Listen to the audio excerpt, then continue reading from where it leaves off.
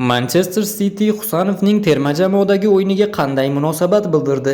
O'zbekiston milliy terma jamoasi 2026-yili AQSh, Kanada hamda Meksika maydonlari mezbonlik qiladigan jahon chempionatiga chiqish uchun yaxshi imkoniyat hosil qilgan. Futbolchilarimiz mintaqaviy saralash turnirining 3-bosqichida 7-turdan keyin 16 ochko bilan o'z guruhida 2-o'rinni egallab turibdi va peshqadam Erondan 3 ochkoga ortda qolmoqda. Temur Kapadzening terma jamoa bosh murabbiyi sifatidagi birinchi rasmiy uchrashuvida futbolchilarimiz Qirg'iz Respublikasi vakillarini kichik hisobda mag'lubiyatga uchratdi.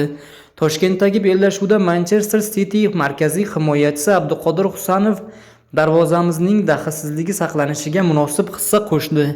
Manchester City rasmiy sayti o'z futbolchilarining xalqaro maydondagi uchrashuvlarga munosabatini Abduqodir Husanovning o'yinini tahlil qilish bilan boshladi. Sportus portali shaharliklar matbuot xizmati vakillarining munosabatini o'zbekistonlik futbol ishqibozlari e'tiboriga taqdim etgan edi. Biz sizlarga ularni o'qib eshittiramiz. O'zbekiston milliy terma jamoasi qizil kartochkadan keyin 10 kishi bo'lib qolgan Qirg'iz Respublikasi futbolchilarini 1-0 hisobida mag'lubiyatga uchratdi. Abduqodir Husanov bu bahsda to'liq o'ynadi va jamoasi darvozasi daxlsizligini ta'minlashga hissa qo'shdi.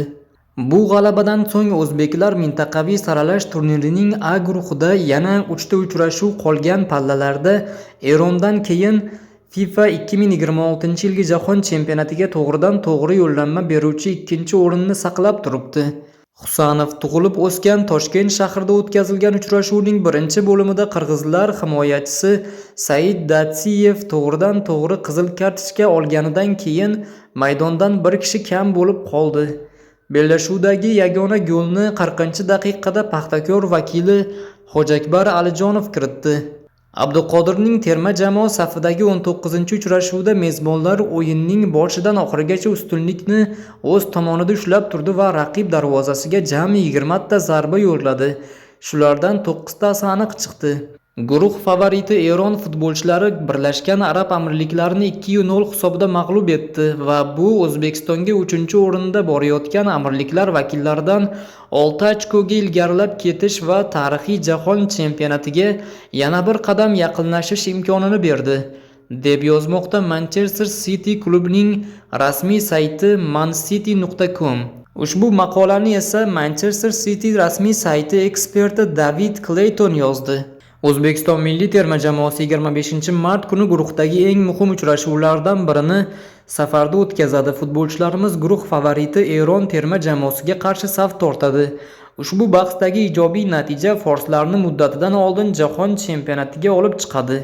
O'zbekistonlik charm to'p ustalari esa eronliklarga qarshi uchrashuvda mag'lubiyatga uchramay, 3-o'rinda borayotgan ta'qibchi jamoalar bilan oradagi farqni saqlab qolishga harakat qiladi.